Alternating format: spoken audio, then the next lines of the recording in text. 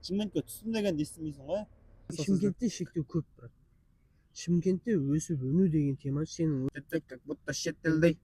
Негізі шынымен Жетісай деп қойсын. Жетісай, Қарасай. Деманчы. анаңды алып Оразадан кейін да бірақ. алмайсың. Ешкімді де қарсы алмайтын ізетпен. Бізге қарап тұрған.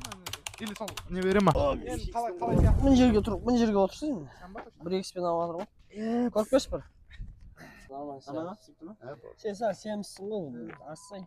Сразу осылай саламыз, кемейміз ғой, типа. Бастап кетіп саламыз ғой. Бәллә бұл. Жетекшімен әпті. Шақтан кет. Өз стресс та, ана екеге.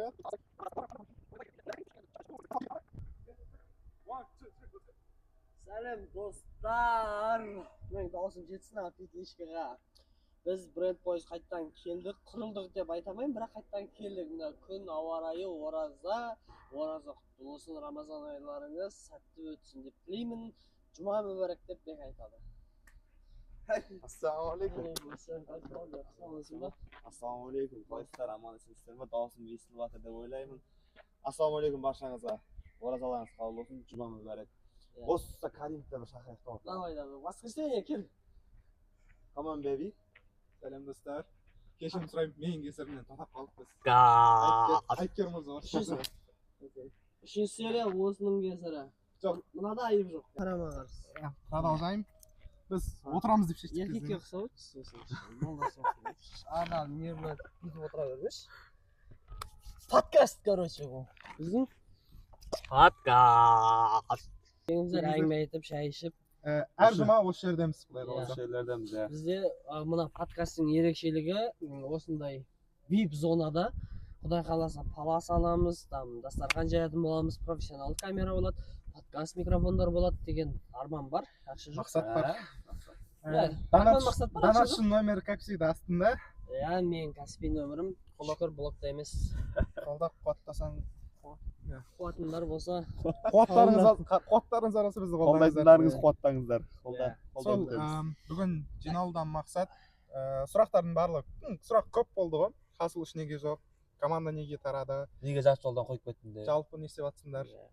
Сізге қандай сұрақтар келіп жатыр? ешқандай сұрақ жатқан жоқ, потому что активтің бәрі Бека мен Буни, Ләззат үшеуінің студент достарының арқасы ғой. Маған тек мамаған айтты, молодец, сен түсірмей ақ қой деді. Содан кейін қойып кеттік, ал мен деді ма деді. Екінші серия қай күні салынды? Екінші серия февральдың ортасында салынды. Содан бері не жаңалықсың өміріңізде? Не істедіңіз? Менің өмірімде плюс бір аппарат алдым. Свет, иә? Свет, RGB свет алдым. И крупный бір-екі проекттер жасап жатырмын. Заказной проекттер жасалынды. Басқа болды, басқа ешқандай не жоқ. Светтің видеосы Instagram парақшасында Бекаге анпакинг жасалған болатын. Көрдіңдер. Бека, сен не жаңалық кеше кабортың Короче, кеше өзіміздің досымыз, универдегі досымыз Даниял деген жігіттің жеке концерт өтті, коворкингте. Соған мені қонаққа шақырып, бірге өлең айттық. Қыздарма деген не қандай? Шақырмадың енді ма? Енді мен өзім қонақ болып бардым. Крамайстар қостар да қойсен болып қойған. Өзім қонақ болып баған ең сөйтіп әудетіп, өлеңдетіп қайтқан жайымыз бар енді. Сонымен бүгін тәубемізге келіп, мешітке барып, әйтеуір. Түндегінде кешірім сұрап кеттің десе. Кешірім сұрап әйтеуір. Не ма? Әзіл бәрі әрине. Жеке концерт дейсіз да, бірақ ол үшін Аронның өлеңін айтқасында. Негізі өзінің жекеменшік өлеңде айтылды. Акустикалық кеш па? Жекеменшік өзінің өлең айтылды.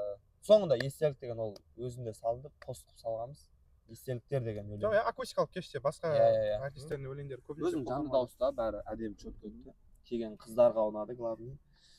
Сол, кінәлі адам сөйлесін енді. Иә, кінәлі адамда не жаңалық айту, бір-екі идеяларды әкеп айту бір. Жоқ, жалпы Хасыл үшінші серия түсірілу этабында тұрған, негізі бірінші этап уже түсірілу команда жиналып массовканың адамдарды дайындап тұрған еді негізі. Сценарий толықтай жазылған. Бұл жерде үлкен кінә емес ол. Кінә, брат, кінә ол. Кінә ма? Кінә ол. Кінәрат, біз қолымызда бар материалға қарамай сценарийді ауқымды жазып қойғанымызда деп ойлаймын мен. Сценарийға жаппасың? Біріншіден, Бізде локациямен проблема болды. Біз Локация оны ешқандай проблема шешуге болған жоқ. тырыстық. Сен болмай қалдың, брат. жабайында қойсаңдаршы. Халық жаман ойлап қалады. Айтылсын, шындық айтылсын. Азаттық радиосы. Мақұл, шындық айтсақ, иә мен босамай қалдым, өйткені Мұхтар Әуезов атындағы менің оқу ордамда практикам басталып кетіп, сол құдай қаласа өзім өнерден тыс жұмыстарымды бітірдім деп айта аламын. Қазір әрі қарай қазіргі неге түсірмей жатқан причинамыз Оразан дымғат жоқ. Рамадан айына орай менің причинам сериалда боқтауға тура келетіндігі және де эпизодтарда тамақ ішілу керектігі ауыз беріп болған себебі де осы айды барынша жақсылыққа жұмсап алып келесі айдан бастап қоямыз. Үшінші серияда тамақ жейтін жер жоқ негізі, просто отмазка. Мақұл. Жоқ, Bir нәрсе сұрайын, жеге. Мен плей бастым ба, соны ұмытып кеттім. бір көріп бере салыңыз. Көре сал. Қайттан сол эмоциялармен сөйлеуді айтсай. Болды, да, келіп отыр онда. Андай сыйып жатырмын екенбіз, сонда бір көре сал, дұрыстап нормально сыйып жатырмыз ба? Сен кадрда жоқсың да мыр десей. Өшірен тұрайын ба? Жоқ, сяды, келе бер. Бір икспен? Бір икс есеміз. Нормально. Экшн жалғастырамыз. Айта бер. Ассалаумағалейкум. Көже көріп келдім, срочно подъем десе. Аллаға шүкір. Айда. Сол, сіздер аса күткен Хасылшын сериясы біздің планымыз бойынша келесі айда түсіріліп, келесі айда салынатын болады. Одан бөлек тағы екі проект идея Айтпа. келді. Түспей қалды. Қазір обещать етіп алды. Обещание беріп отқан жоқпын. Тағы екі проект. Brand Boys командасының ары қарай жұмыс атқаруына 3 проект бар деген ой ғой менде жай ғана. Жалпы короткометражка бойынша 3 проект бар. Яғни Хасылдан бөлек тағы екі короткометражка кино түсірсек па деген ойда бар да. И бізде тағы да бір осындай подкаст, мына уже ашылды, премьерасы ғой, почти дұрыс па? Уже құдай қаласа. Енді өйстіп әр бәлені оттап шығып отырамыз, енді ақыл айтпасақ та. Саясатқа араласпасақ болып қаламыз, иә? Точно осы жерде отырдық па бек, а? Сізде жақын кеп қалмадық па? Жақын кеп қалдық. Басым сыйып жатыр ма? Айта беріңдер шқан. Бүйтіп төлеңдер. Қойшай, алысты. Бастан бұттарға тығыз жіберіңдер десең. Отырсайдыр. Көрермендер сыйламай ақсын ба сен? Батыр, сен практикаң не болды? 95 балл ғой. Көрдіңдер ма? Мен вообще бірдеңеге забит етіп жүрсем. Кешірім, забит еткен жоқпын өнерге. Қойып кеткен жоқпын. Просто акцентімді практикамен бұрған ем. Достойно тапсырып, 100-ден 95 балл алдым да. Көңілім жайына түсіп, Алла разы болсын. Ай, красавчик. Сөйтіп, 100-ден 95-імді алып, мәз болып, жігіттерге келген жай бар. Забәлі бермейсің ба? 95 жинадың да? Практика үшін ба? Иә, стипендия бар дегендей, жаңағыдай, жігіттеріне сушнягың десе болады ғой. Ауыз ашайық бір күн. Енді құдай қаласа. Мен аузым ашық қой. Ол бола береді екен ғой, ауыз ашықтар. Бола береді. Аузым ашық қой. Каспин сәжерем ба? Негіз бір ауыз ашты берді, айлаға, иә? Иә, бір түртеміз. Анаңды ауыз берді. Оразадан кейін да бірақ. Қалай болады екен? Далмайсың. Мен жетті ауылға мешітке жетім көреді. Бәрі күн айта беремін. Бармасам болмайды. Қалдырмай, е. Айтшы, нешінші параға келдің? Сол параны оқып бере саламын. Или через онлайн ұрасы, айтты барған братың, видеозвонок звондай тұр. Сауалды кезінде. Наушник тағып алды, сөйтіп тыңдап отыра бер. Типа хатымна серіктесемін ба деген ғой, имам қалдырмай бірдей оқысам. Кіммен не қылам ба? Имам 30 күн оқиды ғой подряд, қалдырмай ғой да. Құранды полный оқиды ол басынан аяғына дейін сол бір айда ше. Құранды оққан сияқты сауап алады ол ше. Артына тұрғанда да сол сияқты сауап алады. Сол сауапты бір күн болса қалып кетпейін деп жатқан ғой. Қалып кетсең не болады? Күйіп кете ма ана сауаптар? Или отдельно аласың. Құранды полный оққан сияқты білмейсің. ала берсең де отдельно. Жинап, осы жылы бір отдельно. Бір 100-ден 100 жинағанды айтатын ем, онда қалдырма деп ше, бәрібір 5 балл ма сонда жетіп тұрған. Кегеніне. Дұрыс па? Енді бірақ бұны күте дұрыс, сауаптан. Сауаптан жассын енді. Келісіп алайық жігіттер. 28 съемка кетіп қалады деп жатсың ана братан кабанда. Аузы шығар деп жатырық. Мен болмаймын деп. Не істеймін? Болмасаң болмай ақ қойшы. Отказ деп жатыр қойшым, отказ деп Отказ жатыр. деп жатыр, көрдіңдер ме? Задний беріп жатыр. Жоқ, мен же өнерді сүйем. Өнер сүймейді. Өтірік айта бер. Өнер мені сүйеді. Өнер сені танымайды да, өнер мен үшін білмеймін бірінші орын ешқашан қоя алмағам ше хобби болып қала береді мен үшін ше нұрекең үшін кәсіп та ол нәрсе өнерсіз өмір сүре алмайды сценарий жазады съемка жасайды бір өмірі күнде сол процессте өмір сүреді мен аудармашы болғаннан кейін бәрібір жұмысым соған байланысты болып болашағымды өнерде көре алмаймын бәрібір бека кімге жатады сонда не дшн оқып жатқан жоқ не музыкасын әкетіп универсал универсал киген тура келсе болады. қандай мақал еді сол Не? тура келсе жігітке жете өнерде аз сәл басқаша еді Ұнады бірақ маған жақсы ұнады.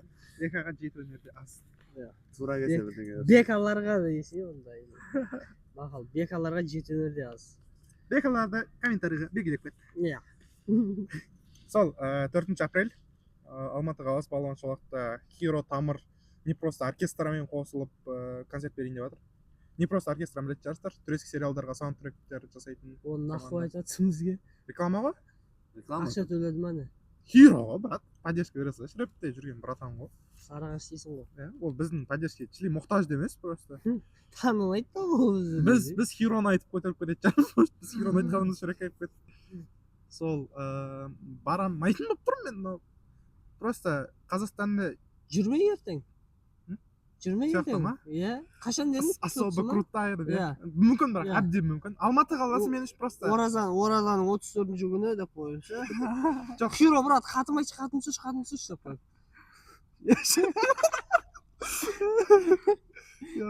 ашылып кеттік пе жаңағы алматы қаласы сендер үшін қаншалықты өмір сүретін қала мен үшін как важный қала мен үшін Өте өмірімде қиын. болашағыма бар ғой қиын да қиын шымкент алматы мысалы шымкент пен алматыны қалай жағынан салыстырғанда сол жақта өмір сүру жоқ қайсысын таңдайтын ең деген иә алматыны қазір возможность болса қазір кетіп қалу керек иә неғып шымкентте жүрсің деген сұрақ алматыны таңдайтын едім қазір неғып шымкентте жүрсің если айтты ғой если қазір баруға возможностьың болса баратын ба едім деп сұрап значит алдым ғой болды бірінші. ответ сен сұрағыңа өз-өзіңе не қылмасаң бағалап қарсы иә қарсы шығып жатса сен Маған Шымкент Шымкент вообще жетісайды қойсың Шымкент жетісай қарасай маған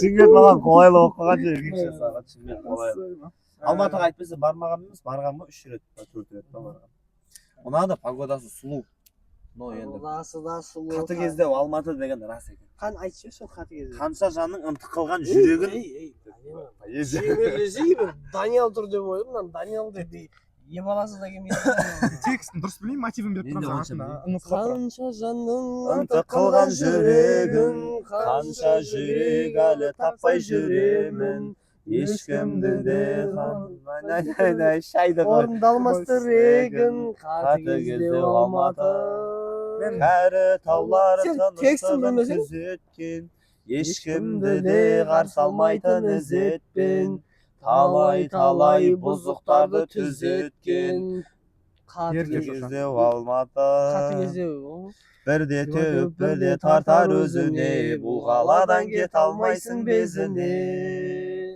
күлдіріп ап жас толтырар жасын көзіңе құбылмалы Алматы Алматы өзі ана жақта айтады байлабалар білдіртпей ақ байқатпай булана шашашам Болды, ау. ұмытып қалған сыйышым осы сондай қаты кез негізі шымкент тура андай да осы алматы мен осы өлең естісем прям алматыда жүргендей сезінемін ше видеода кетіп баратып па иә осы музыканы тыңдасам мен алматыда өмір сүретін адам сияқты тыңдаймын да ше шизамен шымкентін тыңдайсың ғой енді шымкент туралы бір сол шиза ғана жазған ғой енді 2010-дарда байлар ғана айтып кеткен шымкент туралы ол қазір енді бәрібір шизаны тыңдайсың шымкент туралы тыңдаған кезде бар ғой андай ощущение болмайды ше қате кезде алматыны тыңдағанда болмайды бәрібір шизаның вайбы бөлек иә тайм код жазып кете саласыз ба видеоға мына жер шиза мына жер не деп әңгімелер ауысқан сайын ең әңгіме неғып шиза рэптам анау бітіп айтылған ғой ей қара бұл қап қара шымкент көшедегі барығы бар Шара-бара. шеттет бізді шеттетіп как будто шеттелдей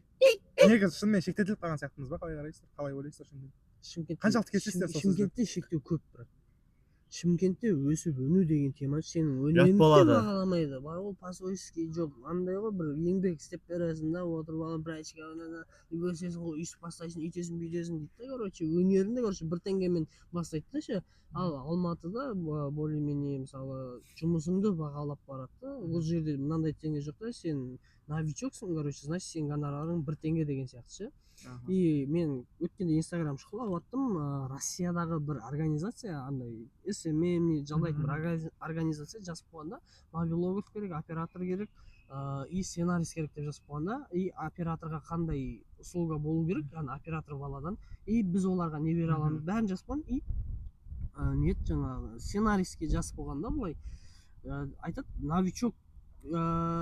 новичок болсаң да, короче, келе бер біздің группаға, и өз гонорарыңды аласың, короче, сенің білімің и жазған нәрсең ол немен шектелмейді, новичокпен шектелмейді дейді да. Если новичок болып тұрып опытың болмай тұрып та сен керемет дүние жасасаң, оған да керемет дүниелі не аласың, гонорар аласың деп ше. Конечно. Бля, ама вообще тапсырған ше. Айтып алдым. Қосамыз. Сол туралы айтып бересіз бе? Мен Историяны. қай история? Махамбет фильміңіз. Короче, мынандай болды бізде. Мен Кім Дос сериалының негізі. Иә. Біз білеміз оны. Инста Сіздер сериал. білмейсіздер. Ешкім білмейді. Дос Инста сериалы. Өздері де білмейді уже, бар ұмытып кеткен шығар уже. Ректе шыққан шығар Дос Иә. Инста сериалы сіздерге де. Түскен сериал сценарий авторы. Және сол негізі съемканың басқасында жүрген кісі. Иә. Кішігірім историясын болмаса толықтай историясын айтып кетесіңіз. Толықтай история біз Мәкеңмен 2023-те таныстық. Сентябрьде былай болды, типа мен полный банкротқа ұшырап, уже косякқа кіріп, жаңа кредит бар, анау мынау, в общем, тындым деген уақыт еді ғой. Сол уақыт бір өзіміздің балалармен де кішкене общение дұрыс болмады, бастап жатқан тірлік сен сияқты бір тастап кетті көбісі. Иә, буни сияқтылар көп өз менің өмірімде. Сөйтті да, и потом мен андай көтім ашып кетеді ғой, короче. Андай болмай қалды енді, сөйтем Лабиринт деген 2 серия, тоже 2 сериал жазамын. На дне 2 серия болды, Лабиринт 2 серия болды, Хасл тоже 2 серия, блядь. Сен андай емес, проклятиең жоқ па осы? Енді проклятиям бар ғой, менің туған күнім 2002-09-22. Кінә менде емес. Қалайық? Мына кісі сондай еді. Өзінде сондай 2 ұнаймы азында ол кісі. Бірақ сабақты 5-ке оқығанмын десем. И потом сол уақыттан болды, менің класстасым бар, қыз. Атын айтпай ақ қояйын, сол қыз арқылы мен таныстым. Әкеңмен отырдық, Мединада таныстық, ол кісі поддержкасын берді. 6 айдан кейін солай сериалға ұсыныс түсті. Бастапқыда мынандай тұғын, видеороликтер, контенттердің сценарийі деп ше, ондай мен қатты серьезный нәрсе болмағаннан кейін менде ақша жағын серьезный келіспедім да. Берген аламын. Уже сериал с нуля, ешкім қолданбаған, жазбаған сериал керек дегеннен кейін ол уже с нуля. Оны мен Алихан екеуміз, мен саған айтайын, тоже ораза кезеді ол кеші. 2023-тің ба? 2024 уже ол. 2023 сентябрьде таныстым, уже 6 айдан кейін апрель уже оразада. Алихан аузын ашқан уже кешке Кавчарда жұмыс жасайды, повар болып, біз Рексиста кездестік, тауым-ау, сценарийді ақылдастық. И дәл сол Рексистан Момышұлының бойындағы Тарыға бардық. Пана гостиницаның астындағы Тары. Бәріне рекламата қалдық ше тегін. Қоя бер. Ішіне бармаңдар, бәрі жаман десең да. Бір шайнек шай алдық, потому что ақша жоқ бізде ше. Алихан екеу. Алихан екеуміз ғана 1590. Алихан менің клипімде ойнаған актер ғой. Иә, ол клип жоқ. Соны салу керек. Басай қайт. Мынау өшіртсаң, мен кінәм жоқ. Тұрман негізі галереяда. Жоқ, бұда емес. Камерамен түсірген. Сәл осы жерден ауытқимыз да темадан кішігірім ше. Короче, мен де абидан болған сол кезде, потому что мен бұны YouTube авторский деп өшіртсат деп ойлағам біраз уақыт. Оказывается, мына кісі Не өзі үшін видео істейсің ба? ахват болмағаннан кейін өшірт. Ешқандай ахватқа қатысы жоқ. Сен ол кезде бізде бір бәле болып қалдық. Просто нервшітеді. Иә, нервыма тиіп кеттің сен. Ну, Сен жаңағындай пидораздық қылдың. қолыңа түскен бәрі ата берсең. Сен пидораздық қылдың, сосын өшіріп тастай салдың. Бұның пидораздығы бар ғой бір подкат емес, кісімен, кот ашу қалай болып жатыр өзі? мынандай болды, менімен танысты, допустим, мен кішкене жүрдім, бір поддержкасы ғой енді, шақырған съемкаға бара береді екен да бұл кісі де. Мен шақырсам келмейді да, бірақ O Belovoddan keladi-da. А, Proyektgacha. Bäke. Иә. Lan dosum деп жүрсің сен. Қара. Сен съемкаға барған үшін маған көтіп шықпаған екен, оказывается. Жоқ, мені шақырмайды да, осы и мына шақырады, бара береді да. Мен бақыға массовкаға адам керек болған да, сен нормальный рөлге алып қойған жоқ. Мен сол кезде осы съемкада болмай кеттім ғой. Ол сықпады да мен түскенім по факту. Пухуй ма, сен бардың ғой. Ниеткер адамдар. Мен Сөйттің да? Қара. Адамға тоқтайсың, мен сөзімді Бір бітіріп алайын. Мен сөзімді бітіріп алайын. Жақсы қырыламыз біз. Жақсылық жақпай дегенде өшіп істей салдым. Қараңдар, Қасыл өтіп кетеді, мысалы іркіліп кетеді. Деканы бір режиссер көреді, мен Ақан Сатаев шақырады, мысалы съемкаларға барсақ, но Ақан Сатаевқа түсірсін дейді. Неғып талас фильмге түсірсін, наныр Қасыл өшіп істей сала ма, сонда деген сұрақ менде қазір пайда болды. Сондан ойбайшы, алдан өту деген жоқ па, не? Кішкене бір мен шығар, мен сондай жағдай болып жатса енді Нұреке, короче, кетіп баратым десеңдер болады ғой. Істемейсіңдер мені. Біз өнерге диплый деген сөз ағылшынша миыма келді да, соны қазақстан тапқаннан енді тереңірек кіріп көрмегенбіз ғой. Онда нюанстан айтып қойсай, айуан. Ол нюанс не керек? Алдан өту деген не он андай ғой? Не? Не? Жоқ, бұл жерде. Жоқ, бұл жерде мысалы қара да, ол сені Ақан Сатаев өз тауып алды ма? Қақтан тауып алды? Қасылды? Қасылды кім түсірді, кім организацияды, кім жүрді? Ал Қасыңға қайттан келеміз ғой? Тастап кетіп жатқан жоқпыз ғой? Вот тастап кеттіңдер ғой сендер уже. Алып қойып Нұреке бір мама көреді. Темекін қырып істей саламын. Сондай сияқты батым да. Так, Абидам жоқ. Махамбет ағаға ораламыз. Қай жеріне келеміз? Әлиханмен сөйтіп бірақ не шайнап. Тарға кірдік та, сөйтіп 10 сериядан тұратын 2-3 минуттық, әр сериясы 2-3 минуттық, почти 30 минуттық нені 10 серияға бөлдік. Жел болып жатыр, шум көбейіп кеткен болса айып етпейсіздер. Түнгі 4-ке дейін, яғни біз түнгі 9-10-да Рикста жолықтық, 11-де Тарға бардық. Түнгі 4-ке дейін, яғни таңғы 4 бар ғой, келесі сәресіге дейін не жазамыз? Уже определенный бір приказ шыққаннан кейін миға ештеңе келмей қалды. Ойланып жатырық, үй тұрдық, мынандай болады. Негізі дос сериалын енді ешкім көрмеген шығар. Сериалдың қысқа нұсқа несін айтып өтіп кетейін. Типа кино сериалдың басында Махамбет аға отырады да, и короче рентгеннің фотосы шығады да, осылай сіздің өмір сүруіңізде аз-ақ өміріңіз қалды, 6 айдан кейін өлесің деп айтады да. Ашуланып шығып кетеді, и досына барады да, короче, все, давай, ақыры өледі екенбіз, доказа добить етейік, либо байимыз, либо жоқ боламыз деп ше. Типа сондай болды, и полный сериалдың соңында ана Махамбет аға больницада отырды ғой, Махамбет ағаны түсіріп тұрмады ма оператор, и потом жаймен бүйтіп жылжығанда 90-дағы апа отырады да, бүйтіп ше, оказывается өлетін сол кемпір да, түсіндің ба? Сериалдың бастапқы идеясы вот сол кемпір болған. Тұрамыз, басында тұрдық, басында Алиханның бір кемпір туралы ма бір бәле айтты да, и мен шай ішіп отырып ғой, и кемпірді ұстап қалдым. Кемпірді ұстап қалдым да, идея келеді ғой, жаңағыдай Махамбет аға, главный киноның басында Махамбет аға көріледі, и потом киноның соңында бүйтіп жылжығанда кемпір да, анау прикол ғой енді. Мен күле берем ғой, Алихан, не болды, айтшы, не шықты десіп, күліп жатыр, бүйте берем ғой отырып алып ше.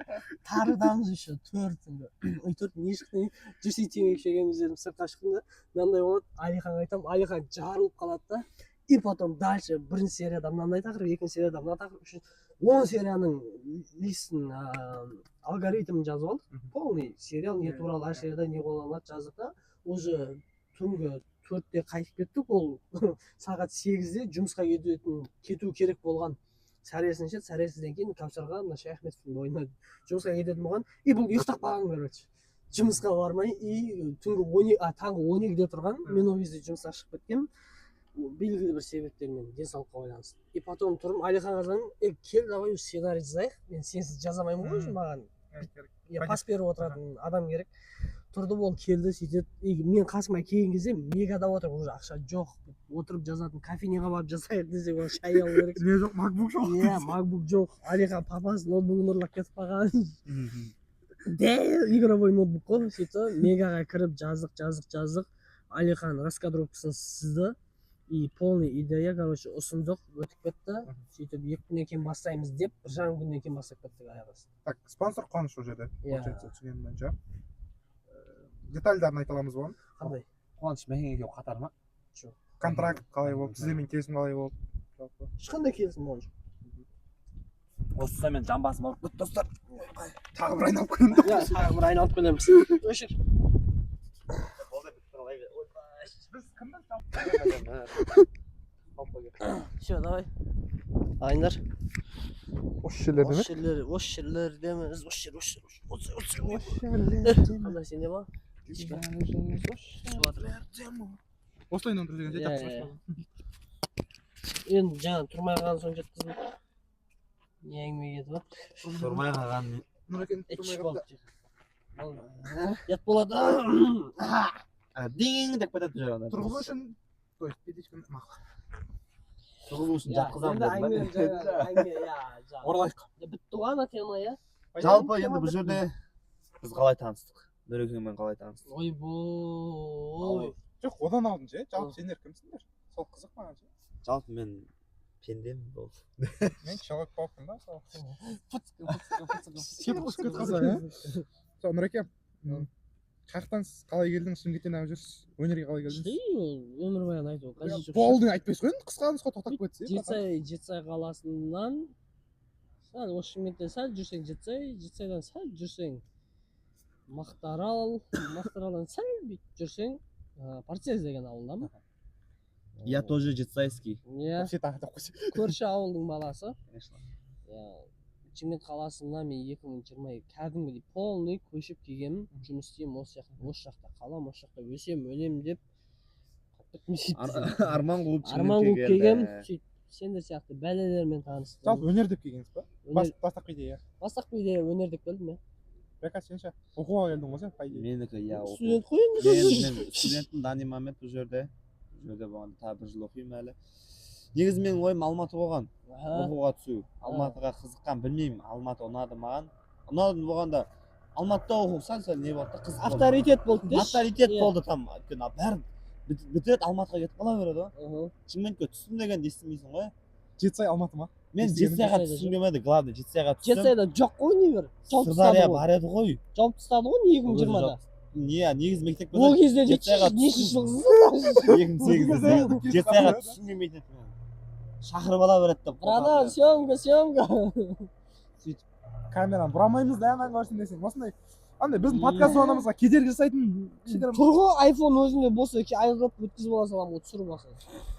Сіздерге көрсеткен маңызды ма негізі артқы фонда не отқан? Болып қоя сал, болып түшіп. Өшіп қалды. Зарядта өліп жатыр, по идее. Жылдамдатып жіберейік осы. Содан мен Шымкентке Шымкентке келдім ғой, оқып жатырмын, әлі оқу үстіндемін. Грантта оқиды қыздар. Грантта оқимын. Аха, басым бас. Ойбай. Ана қыздар дегенге бүйтіп бәле бір дым жігіт көрмегендей жаза бермеңдер. Еркектің жәлебі бұл. Ей, естімеген болғанда. Жоқ, достойный қандай естің бе? Достойный. Негізі. Мені Нұрекеңмен таныстырған 2 жігіт болған негізі. Бір жігіт қой. Бағлану. Бағланған емес па? Жоқ, Нұреке. Мені сізбен таныстырған Нұрлыбек пен Ахан Сері деген жігіт таныстырды ғой мен сізбен. Иә, мен Серікпен таныстым басында. Халық вообще похуй негізі ол нәрсе. Шынымен былай қарап тұр ғой. Иә. Қызық емес болып тұр ғой. В общем, сен вообще похуйсың айтпай-ақ қой. Жоқ, мен осы жердемін деп ше. Так, Белоттың ары қарай Белый вот Ақсүйкен деген жерді білесіздер, соның ар жағында Макеттен алда туылғанмын. 10 жасымда Аққала елді мекеніне көшіп кеткенмін. Соны жалпы бала кезімнен текст жазып жүріп, қалаға оқуға түстім, одан кейін арман қуып, студия аралап. Сіздер ғана тыңдабасыздар, мен Найкені мақұл. Біз бұлар біледі просто сол үшін ғана жүріп. Сөйтіп арман қуалап, студия аралап, рэп жазып жүрген кезде. Студия қуалап, сен студия қуаладың ба, бір студияға қадалып қалдың ба? Жоқ, қуаладың басында қуаладың ба, соңында қадалып қалдың ба? Жоқ, шынымен осы уақытқа Осы кезде Адам Рекордс деген бейтіне шығады. Жоқ, Шымкентте мысалы байлардың ескі тректерін тыңдасаңыздар, басында Адам Рекордс деп тұратын еді. Мен ойлағанмын, бля, ондай дәреже мен жаза алмаймын ол жерде деп. Қарасам, болады екен. Димашты айтамын дәулет барғандар аман кісілер екен деп ше. шектеу тек миымызда ғана. О, міне. Ассалаумағалейкум. Ассалаумағалейкум. Мен миымда Жұма шектеу бар мүбәрәк. екен. Жұма мүбәрәк. Сөйтіп сондай керемет кісілермен танысып, өлең басып жүрген кезде клип мәселесі көтерілді және тағдыр маған осындай керемет кісілермен таныстыра Клип келді. мәселесін көтергенде былай болды. Мен вообще бұл баланы танымайтын едім.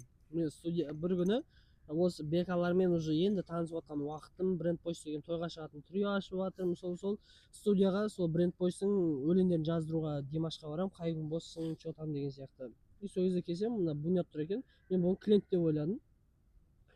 Димашпен сөйлесіп шықтым, или Димашты күтіп тұрдым, қателеспесем. Димаш жабық еді студия, азан қуа. Мен де күтіп тұрмын. Мен жазда Димаштан да қайтып бара беретінін білмеймін неге. Бірақ маған келе алмайды бұл. Бақаға барады, Димашқа барады, бірақ мен шақырсам келе алмайды. Мен Адидасны істеп. И потом осы бала келді, братан, чуть таныссыз бір бәледе сондай бір темалар айтылды. И потом мен бұның рэп басатынын білдім. Мен де өзім сондай творчествомен айналысқым келетін адаммын. Біреу рэп басса, өлең айтса, әйтеуір клип түсіруге деген сияқты қызығушылығым бар. Осы жігіт өлең тыңдатты, Интерия деген маған өтіп кетті. Маған қалай өтіп кетті? Мен Тұрардың өлеңіне ұқсаттым да ше. Мен де ұқсаттым. Тұрардың музыкасына ұқсатты, ертегі емес пе еді? Соған ұқсады. Давай клип түсірейік дедік, идея келді. Сонымен типа бүйтіп араласа бастадық. Потом хотя бы кино ішке кіріп шайдық. Жалпы әңгімеміз жарасып кетті. Мұнда сыйластығы мықты. Қадап кететін болмаса жақсы. Тығап көрмеші. Жалпы мен Бекамен қалай араластым. Жаңа Бренд Пойс деген. Негізі Бренд Пойс мен Бунят Бекасыл емес еді. Бренд Пойс бұл басында тойға 80-90 стилінде өлең айтатын үш жігіт тұғын. Нұрлыбек, Серік, Бекасыл. Сіз за кадром жүру керек еді. Иә, мен артында жүруім керек еді. Біз сол аралықта жаңа Бунятты танып үйтіп бүйткеннен кейін, бұның рэп басатынын білгеннен кейін бұл маған ұсыныс жасады. Неге лейбл аша салмаймыз деп ше, ақыры бір-бірімізге поддержка беріп деген сияқты. Давай лейбл болса лейбл дедік, бірақ мен фокусым бәрі тойда тұғын. Сонымен той болмай қалды, жігіттердің оқуы бітті, ауылдарына қайтып бастады. Сонымен Бренд Пойс жабылып қалды. Беканы мен жалпы 3 бала табуым керек болғаннан кейін үйімнің қасында общага тұр. Сол общагада жиенім оқиды. Сол жиеніме айттым, осындай позитивный жігіттер болса, студенттерден бәрібір тез табылады. Студенттерге ақша керек.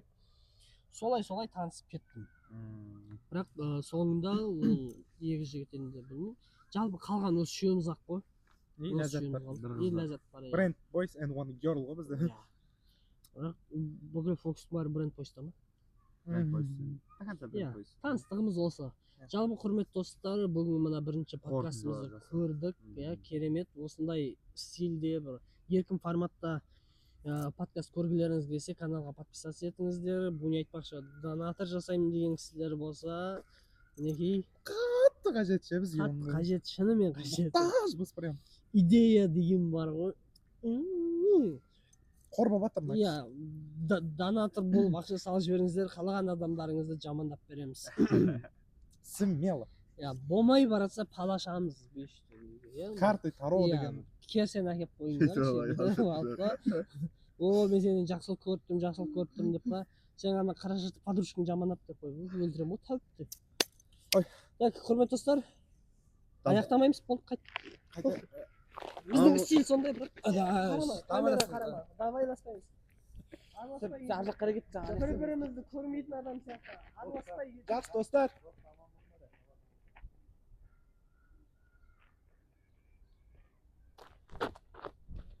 Так, бәрін өзім жинап көтім керек мына жердің бәрі кетіп қалған. Алар кетіп жатыр. Неғып жүрсіңдер?